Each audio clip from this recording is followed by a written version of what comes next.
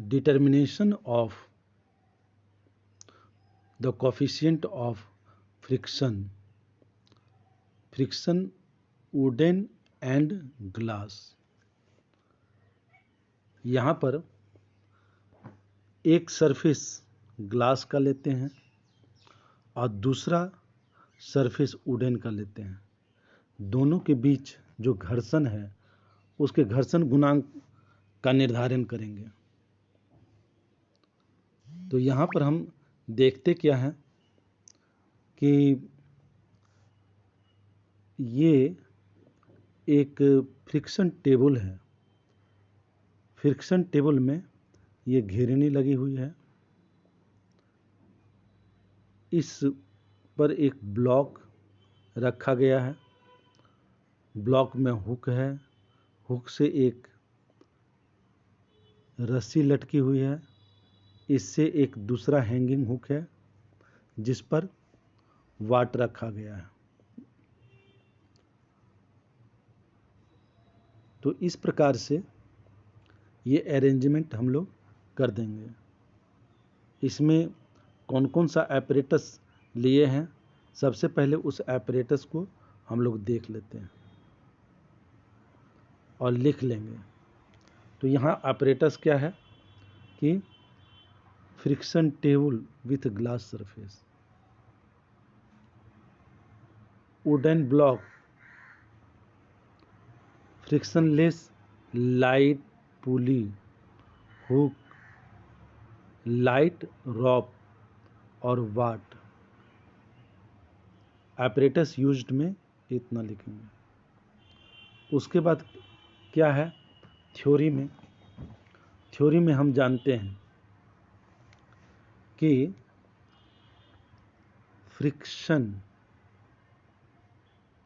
Normal reaction, ये action हुआ भार का और ये नॉर्मल रिएक्शन हुआ और ये फोर्स हुआ which wants to produce the motion, जो कि इसमें गति उत्पन्न करना चाहता है। और फ्रिक्शन फोर्स इन दोनों सतहों के बीच लगता है। जिस टेबल पर रखा गया ब्लॉक, दोनों सतह इन कांटेक्ट, दोनों सतह जो संपर्क में रहता है उसके बीच ये फ्रिक्शन। तो नॉर्मल रिएक्शन उत्पन्न होता है एक्शन से। और क्या होता है जब ये संतुलन की स्थिति में रहती है तो दोनों का मान बराबर होता है। तो ऐसी परिस्थिति में हम क्या देखते हैं कि जो उसका वेट है वही उसका नॉर्मल रिएक्शन है। तो नॉर्मल रिएक्शन और ये फ्रिक्शन, तो जितना अधिक नॉर्मल रिएक्शन होगा फ्रिक्शन उतना अधिक होगा।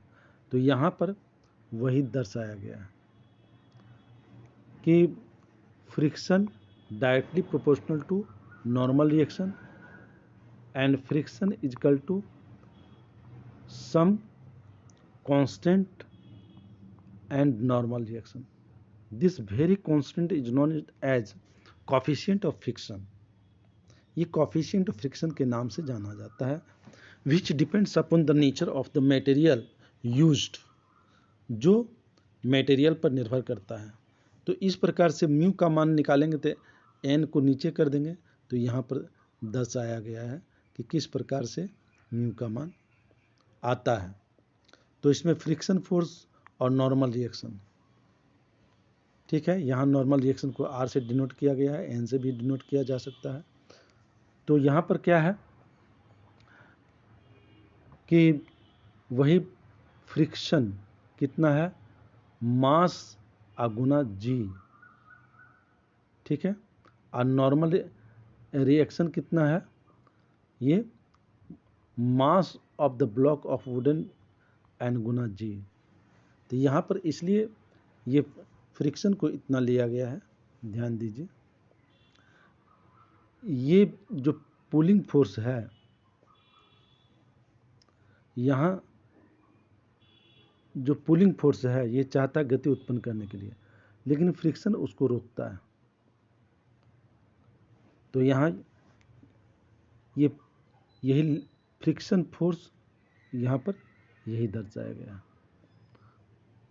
ठीक है, तो ये हैंगर पर जितना मास रहेगा उस मास को जी से गुना कर देंगे तो यही इसका भार होगा और यही भार ये पुलिंग फोर्स बन जाएगा और इसी पुलिंग फोर्स के बराबर यहाँ फ्रिक्शन होगा। तो यहाँ पर फ्रिक्शन, लिमिटिंग फ्रिक्शन का मान ये दिया। अब ये इसका मास m है, कैपिटल M ले लेते हैं, दूसरा m ले लेते हैं, कैपिटल M माना। तो यहाँ पर एक्शन जो है भार mg हो जाएगा, यही दर्शाया गया। और वही नॉर्मल रिएक्शन R लिखिए चाहे n लिखिए, जो भी लिखिए, है ना, नॉर्मल रिएक्शन यहाँ पर दिया गया। ये थ्योरी है। अब क्या करते हैं, इसमें प्रोसीड्यूर हम देखते हैं। तो सबसे पहली बात क्या है कि जो वुडन ब्लॉक है उसको तौल लेते हैं और उसमें एक रस्सी बांध देते हैं। रस्सी को हुक से भी बांध देते हैं और उसको एक घिरनी से, जो कि फ्रिक्शनलेस घिरनी है, उसे गुजरने देते हैं और लटका देते हैं। पहला चीज़, ठीक है। यहाँ पर ये देखा कि इसको तौल लिया, फिर इसमें जो लगा हुआ हुक से रस्सी बांध दिया, रस्सी को फ्रिक्शनलेस घुर्नी से लगा दिया, फिर इसके लटकते छोर पर एक दूसरा हैंगिंग हुक लगा दिया जिस पर वाट रखते चले जाते हैं।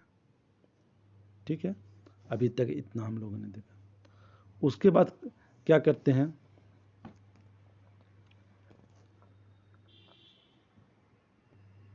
वाट को उस हैंगिंग हुक पर लटकाते चले जाते हैं।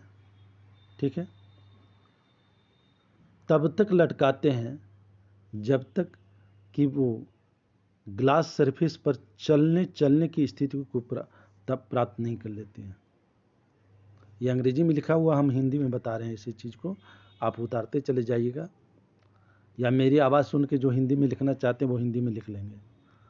Now a weight is placed on the hanging hook and weight on the hook is increased so that the block acquires the position just to slide over the glass surface. अब क्या करते हैं, weight on the hook with hooks mass noted, जितना weight रखे उस hanging hook पर ये वाट रखे, उस वाट को नोट कर लिए जो चलने की स्थिति में है।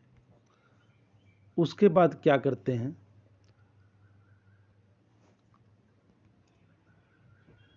अब वही विधि को अपनाते हैं।